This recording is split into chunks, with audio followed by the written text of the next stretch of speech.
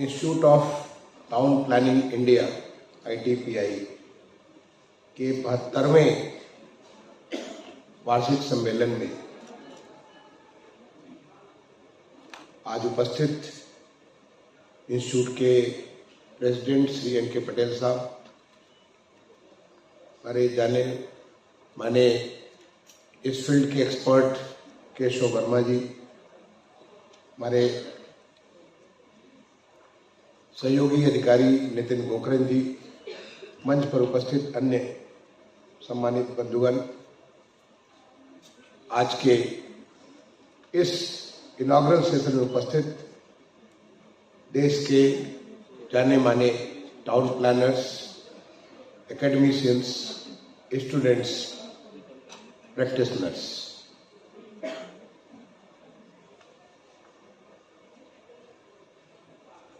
मुझे लगता है कि मैं आज सुबह थोड़ा जल्दी आ गया। मुझे 9:30 का वक्त दिया गया था और मैं यहाँ 9:22 पे आ गया। और जो मेरी आदत है, सामान्य तौर पे जो समय देता हूँ उसको समय से पहले पहुँचने की मेरी आदत है, अच्छी या बुरी जो भी मानिए, लेकिन एक बार के बाद दोबारा सब लोग समय से आना चालू करते हैं। तो मैं जो थोड़ा जल्दी आ गया तो उसके बाद चीज़ों को स्थिर होने में वक्त ज़्यादा लग गया। कोई बात नहीं, स्थिर हो गया। अब इसके बाद मैं समझता हूँ कि आने वाले 2 दिन का सेशन आपका बहुत ही प्रोडक्टिव होगा। 2 दिन आपने जो विषय चुना है वो बहुत ही महत्वपूर्ण विषय चुना है। उस विषय पे चर्चा से बहुत सारे नई चीजें निकलेंगी, क्योंकि यहाँ इतना बड़ा अनुभव उपलब्ध है और उस अनुभव का लाभ हमारे प्रदेश को मिलेगा, देश को मिलेगा। तो सबसे पहले तो मैं ITPI को 72 साल पूरा करने के लिए और 73वें साल में एंटर करने के लिए बहुत बहुत बधाई देता हूँ और अपनी शुभकामनाएं देता हूँ। जब आप 75 की तरफ पहुंच रहे हो और 75 आपको मालूम है कि अमृत वर्ष होता है, तो 75 के लिए तैयारी भी आपको पटेल साहब को सोच से करना चाहिए। ऐसा क्या हम कुछ करें कि अमृत वर्ष में कोई नई चीज, नई ताकत, नई सोच अपने देश में टाउन प्लानिंग के बारे में ला सके। मैं इसके लिए आपको अपनी शुभकामनाएं भी देता हूँ, क्योंकि अभी ये 72, 73, 74वें के बाद का अमृत वर्ष प्रारंभ हो जाएगा, तो उसके लिए पहले से ही तैयारी करनी पड़ती है। जो विषय आपने चुना है, climate change and resilient spatial planning, ये बहुत ही महत्वपूर्ण विषय है और आज ये शहरों के लिए तो और ज्यादा महत्व का हो गया, क्योंकि शहरों में जो तमाम किस्म के परिवर्तन हो रहे हैं जो कि लोगों की जिंदगी को असर डालते हैं, वो हम सारे लोग अनुभव कर रहे हैं। पहले बहुत सारे लोग कहते थे कि इन्वायरमेंट की जो बातें हैं उसका कोई बहुत मतलब नहीं होता, ये सारे के सारे डेवलपमेंट को रोकने के लिए ऐसे कुछ लोग हैं जो कि ऐसी कभी चर्चा करते हैं। लेकिन आज ये रियलिटी हो गई है। चाहे शहरों में बाढ़ आना हो, शहरों में प्रचंड गर्मी पड़नी हो, शहरों में हीट वेव्स की वजह से तमाम सारे नुकसान होने हो, ऐसी बहुत सारी चीजें हैं जो कि प्रत्यक्ष रूप से हमें दिख रही हैं और हर साल आपको ये सब चीजें, ऐसे तमाम सारी चीजें नजर आती हैं। जो हमारा क्लाइमेट है, क्लाइमेट कैसे उसका परिवर्तन हो रहा है कि समय से पहले बहुत ठंड पड़नी, समय से पहले बहुत ज्यादा गर्मी पड़ना, और इसका पूरा का पूरा हमारे लाइफ साइकिल पे फर्क पड़ रहा है। तो आज हम क्लाइमेट सेंसिटिव हो रहे हैं। आज हम हर जगह बात कर रहे हैं कि कैसे हम क्लाइमेट का जो चेंज हो रहा है उस चेंज को हम लोग अरेस्ट कर सकते हैं, उसको हम लोग कम कर सकते हैं, मिटिगेट कर सकते हैं। क्लाइमेट एडाप्टेशन तो है ही, लेकिन हम क्लाइमेट के उस परिवर्तन को कैसे मिटिगेट कर सकते हैं। और यहाँ पे हमारे माननीय प्रधानमंत्री जी ने जो COP26 ग्लासगो में हुआ, वहां पे उन्होंने एक बहुत बड़ा लक्ष्य रखा अपने देश के लिए, और वो लक्ष्य था कि 2070 तक हम 0 एमिशन की कंट्री बनेंगे। 2070 कोई सोचेगा अभी तो 50 साल बाकी है, लेकिन 50 साल देखिए, ग्लासगो का जो 26 COP हुआ उसके बाद 3 साल बीत गए और ये 50 साल आने में बहुत वक्त नहीं लगता है। लेकिन खुशी इस बात की है कि आज हमारे देश में इतनी सारी चीजें हो रही हैं, हर फ्रंट में हो रही है, जिसकी वजह से हमें पूरी की पूरी आशा है कि जो माननीय प्रधानमंत्री जी ने जो लक्ष्य रखा है देश के लिए, हम 2070 तक का इंतजार नहीं करेंगे, उसके पहले ही पूरा कर लेंगे। चाहे वो एनर्जी सेक्टर के बारे में हो, चाहे वो कंस्ट्रक्शन सेक्टर के बारे में हो, चाहे वो ट्रांसपोर्ट सेक्टर के बारे में, जो हमारे जहां पे हमें क्लाइमेट को सबसे ज्यादा इंपैक्ट होता है, उन सारे सेक्टर्स में इतने सारे परिवर्तन हो रहे हैं। अब अगर हम देखिए कि ट्रांसपोर्ट के बारे में आज ई व्हीकल, पहले सोचते थे कि क्या है, आज ई व्हीकल एक रियलिटी हो रही है। आज हमारे प्रदेश में 700 से ज्यादा ई बसेस चल रही है और हम आगे आने वाले से इसको 2000 का नंबर करने वाले हैं। आज भारत सरकार ई व्हीकल के बारे में एक अलग से स्कीम लेकर के आई कि जिससे कि राज्यों को सपोर्ट कर सके।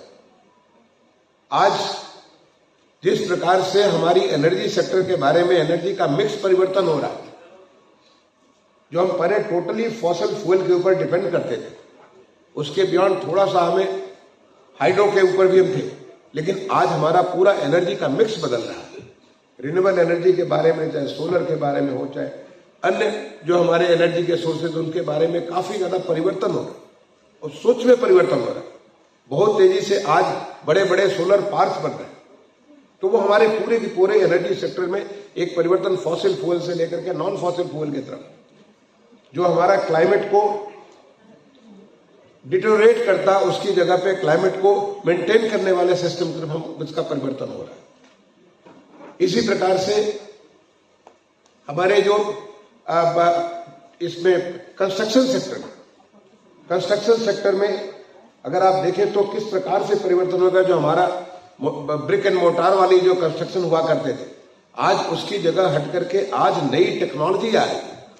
जब मैं अर्बन सेक्रेटरी हुआ करता था भारत सरकार में, उस समय हमने 53 टाइप्स ऑफ न्यू टेक्नोलॉजीज को सीपीडब्ल्यूडी के द्वारा उनको सबको सारा उनका एसओआर जारी करा।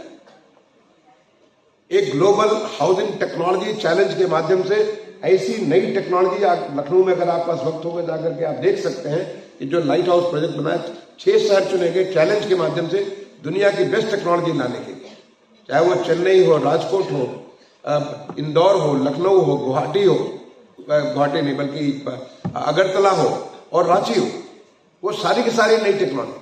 आज वो नई टेक्नोलॉजी जो विदेशों से आई, वो हिंदुस्तान की टेक्नोलॉजी, आज उसके बेसिस पे तमाम सारे कंस्ट्रक्शन हो रहे हैं और वो कंस्ट्रक्शन जो है they are all climate resilient. वो हमारे जो कंस्ट्रक्शन हो रहे हैं वो ऐसे रिसोर्सेज का प्रयोग करते हैं जिससे कि हमें हमारे जो रिसोर्सेज हैं उनके ऊपर कम से कम भार पड़े। लोकली अवेलेबल रिसोर्सेज का प्रयोग करते हैं, मिनिमम वेस्ट करते हैं। तो इसके हिसाब से पूरा का पूरा कंस्ट्रक्शन का जो एरिया है, यहाँ पे बहुत सारे हमारे टाउन प्लानर के अलावा बिल्डर्स भी होंगे। आप सोचिए कि आज से 5 साल पहले क्या आप सोचते थे, आज की डेट में आप क्या सोचते हैं।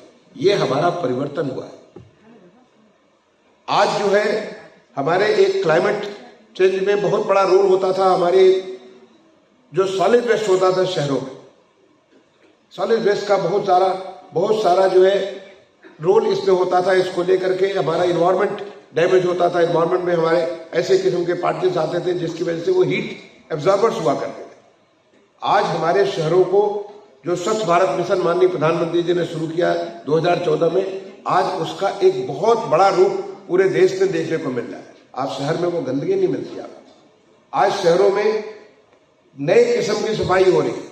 शहरों के बीच में आपस में प्रतिस्पर्धा हो रही है कि हम कितने ज्यादा साफ हो रहे हैं।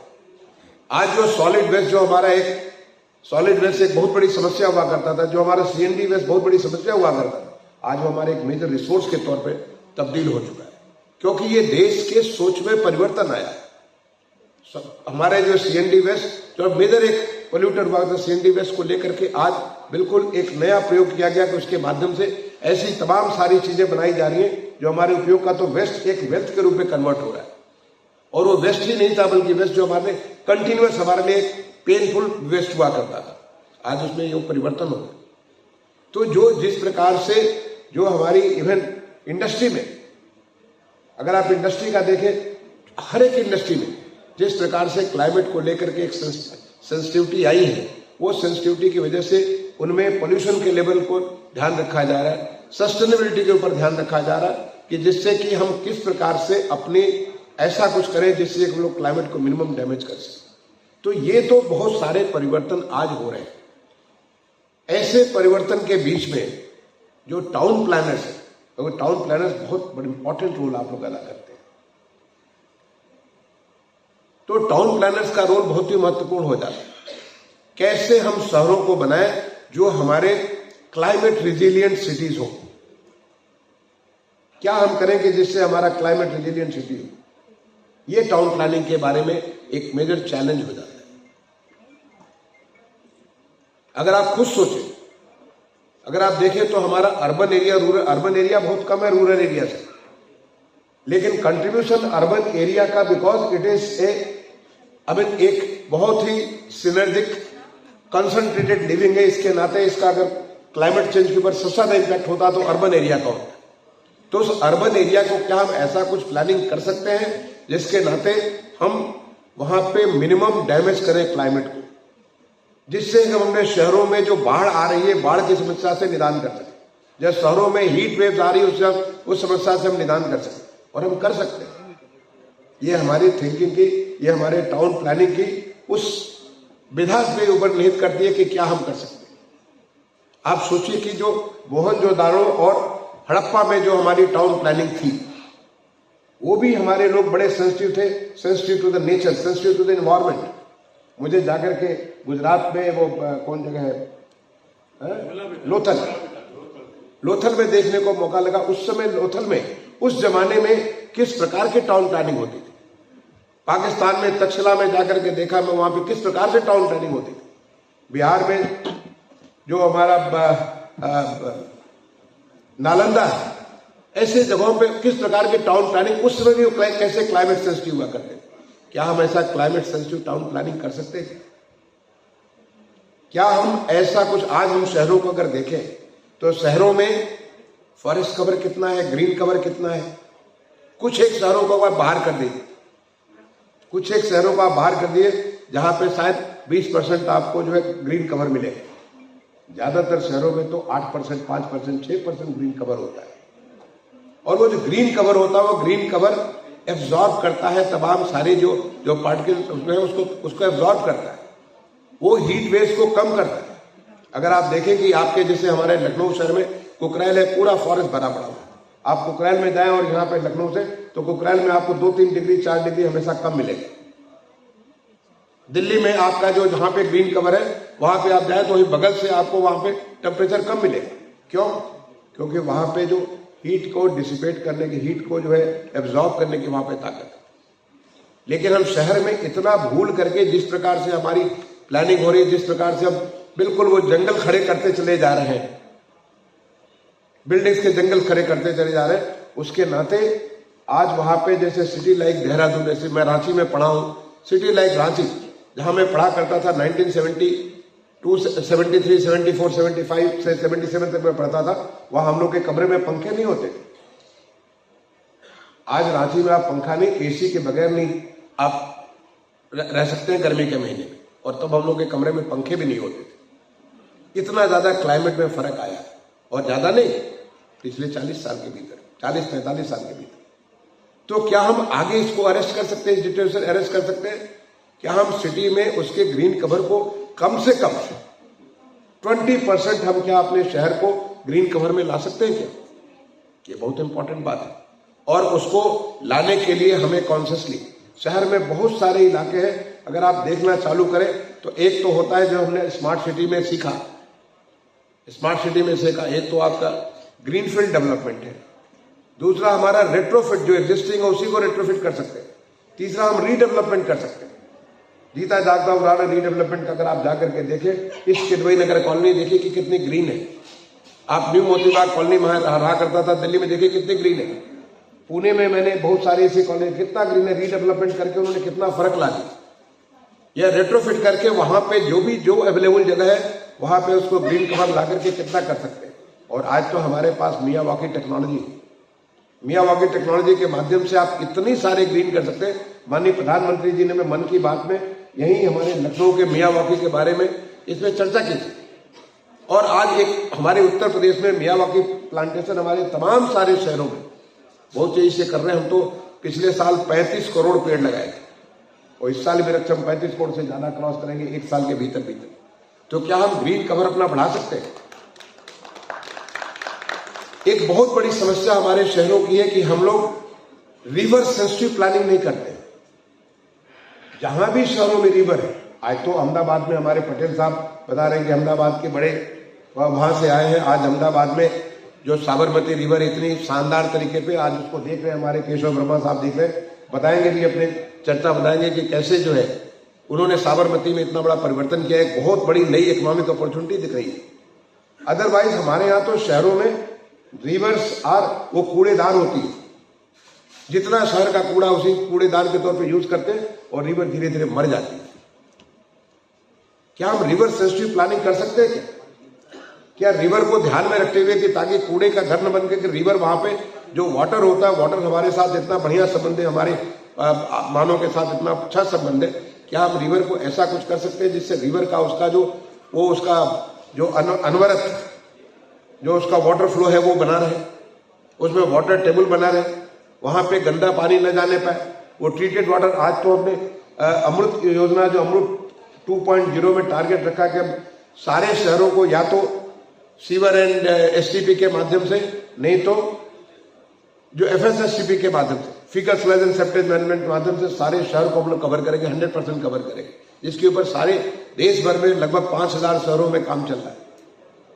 तो क्या हम अपने रिवर्स को ध्यान में रखते हुए ऐसी कुछ प्लानिंग करें कि जिससे रिवर वहां पे एक लोगों के लिए एक इंटरटेनमेंट की जगह हो, कम्युनिटी एक्टिविटीज की जगह हो, वहां पे लोग बैठे और कम्युनिटी एक्टिविटीज करें रादर देन वहां पे कूड़े फेंक।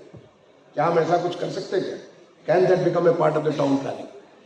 क्या हम अपने शहरों को स्पॉन्ज सिटी के रूप में हम प्लान कर सकते हैं? क्या शहरों में इतनी ज्यादा आपकी जो है सारा का सारा जो हम प्लानिंग करते हैं, इतनी सारा कंक्रीटिंग कर देते हैं कि जो भी आसमान से हमें भगवान पानी दे रहे हैं वो सारा का सारा पानी वहां से बह करके बाहर निकल जाए। शहर में पानी एब्जॉर्ब नहीं होता और शहर का पानी अपना धीरे धीरे नीचे बहता चला जा रहा है, वहां नहीं जाकर के, बल्कि वो सीधे यहां से बहते हुए समुद्र को जा रहा है। तो क्या हम ऐसी टाउन प्लानिंग कर सकते हैं कि स्पॉन्ज सिटीज के बारे में जो हमने अमृत 2.0 को जब परिकल्पना की थी, जब इसको बनाया था, तो हमने उसमें सोचा था कि सिटी जो है हम इसको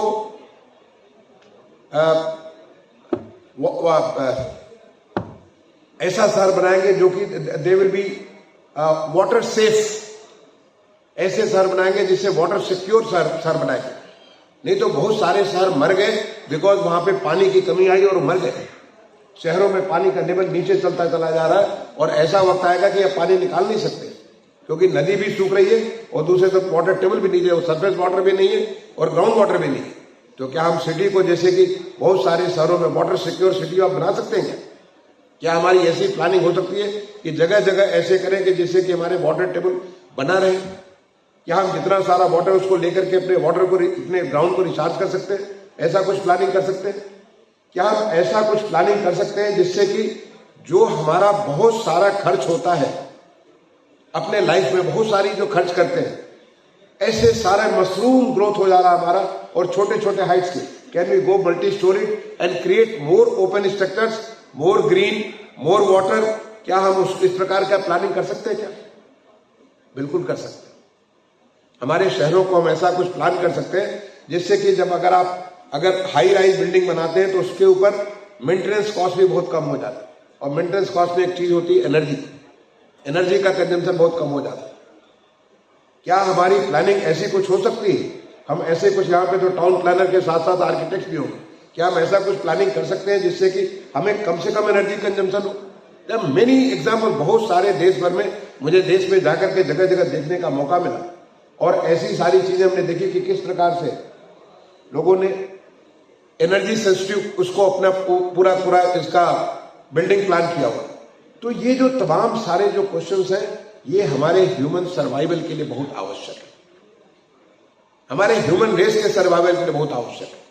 मैं समझता हूं इन विषयों के ऊपर आप बहुत डिटेल में चर्चा करेंगे और चर्चा से बहुत सारी बातें निकलेंगी। ये समय है अमृत काल का, ये समय है, is a golden period of Indian history. जहां पे हमारा देश एक विकसित देश बनने के लिए अग्रसित है। ज्यादा नहीं, अगले 23-24 साल में हम एक डेवलप नेशन होंगे और डेवलप नेशन के लिए डेवलप थॉट्स लाने की आवश्यकता है। डेवलप थॉट्स को ग्राउंड पे उसको उतारने की आवश्यकता है। और ऐसे में institute like which is a think tank, ITPI institute of town planner is a think tank. It is some of so many experience people जो सरकार में, यहां मैं बहुत सारे लोगों को जानता हूं जो सरकार में काम करते थे, बहुत सारे लोगों को जानता हूं जो किसी प्रोफेशनल इंस्टीट्यूट में काम करते थे। इतने सारे एक्सपीरियंस लेकर के हम बैठे हुए हैं। Can we think in terms of how to make our cities resilient to the climate change, and we can do that.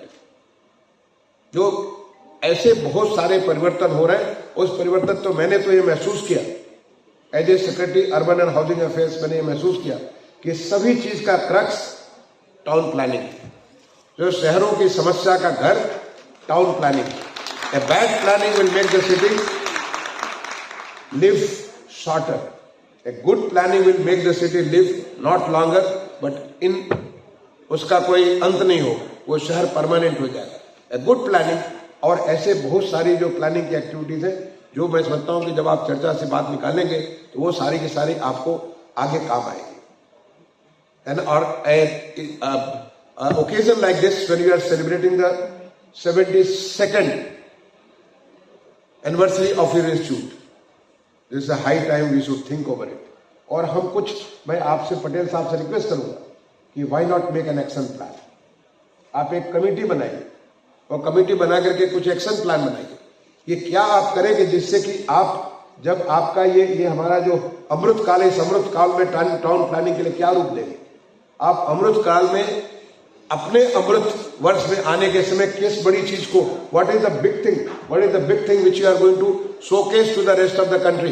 ये देखो हमारे ITI पे ने ये चीज करके निकाला, मुझे बहुत अच्छा लगा। मैं पढ़ा तो नहीं हूं, पटेल साहब ने स्टील सिटीज के बारे में किताब लिखा है, एक साहब ने राइट एंड रॉन्ग, जो भी मैं पढ़ूंगा उसको आराम से पढ़ूंगा, देखा उसके बारे में कोई किताब लिखी है, बहुत अच्छी। आर्किटेक्चर के क्या गलत है क्या सही है जो भी हो। एक बड़े हमारे मुझे कोपेनहेगन में मिलने का मौका मिला, एक इसे बिग नेम येन गेल, उनसे मैं मिलने तो मैंने टाइम लिया था आधे घंटे का, लेकिन मैं 2 घंटे उनके साथ, उनके घर पे इतना अच्छा लगा, 2 घंटे उनके साथ बैठ गया और बहुत सारी चीजें सीखी उनके साथ मैंने। बाद में उनको मैंने पूरे देश भर को संबोधित भी कराया। एक हमारा जो ट्रांसपोर्ट का इंटरनेशनल कॉन्फ्रेंस होता है, उसने सबको संबोधित कराया। खुद आने वाले थे लेकिन कोविड के नाते उन्होंने संबोधित किया। उन्होंने बड़ी अच्छी एक किताब लिखी है, मैं कहूंगा आपने पढ़ा जरूर होगा, न पढ़ा तो जरूर पढ़िएगा।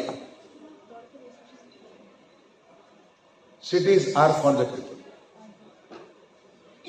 Cities are for the people. Wonderful title. ये जो शहर होता है लोगों के लिए होता है, लोगों के हिसाब से, लोगों की जरूरतों के हिसाब से उनकी पूर्ति करने के लिए शहर बनते हैं। और आप तो शहर बनाने वाले हैं।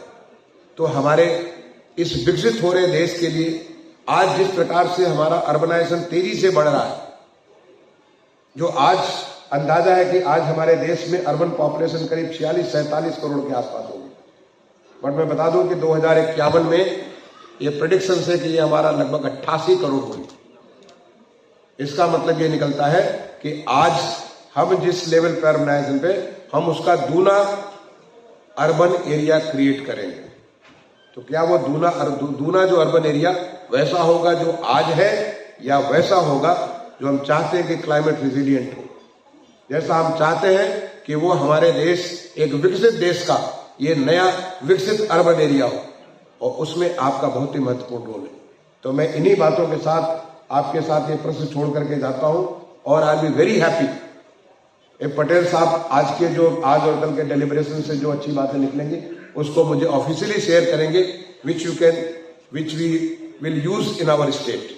मैं अभी राज्य में क्या क्या चीजें हो रही है उसके बारे में ज्यादा कुछ नहीं बताया, क्योंकि हमारे नितिन गोखरेन जी जो कि हमारे कंट्री एंड टाउन प्लानिंग से लेकर के हाउसिंग सेक्टर को हेड करते हैं, वो आपसे शेयर करेंगे कि हमारे प्रदेश में क्या क्या हो रहा है। इसलिए मैंने जनरली ओवरऑल सिनेरियो के बारे में बात की। I wish you all the very best for the next 2 days deliberation. और मैं आपसे ये भी निवेदन करूंगा, आप लखनऊ आए हैं, आप में से कुछ लोग पहले बार आए होंगे। लखनऊ बहुत खूबसूरत शहर है, लखनऊ बहुत शानदार शहर है। यहाँ का खाना से लेके, यहाँ का शिल्प से लेकर के, यहाँ के कपड़े से लेकर के, यहाँ की शाम, हर एक चीज मशहूर है। तो थोड़ा वक्त लखनऊ मैंने देखा आपके कार्यक्रम में, आपने 7 तारीख लखनऊ को देखने के लिए बुलाया हुआ। आप 7 को भी और 7 के पहले भी शाम को वक्त मिले, जरा लखनऊ में शाम को घूम के आइए। आप देखेंगे कि कितना खूबसूरत शहर है और कितने अच्छे से अपने जो हमारे मेहमान होते हैं उनकी स्वागत करता है। I wish you all the very best. Thank you.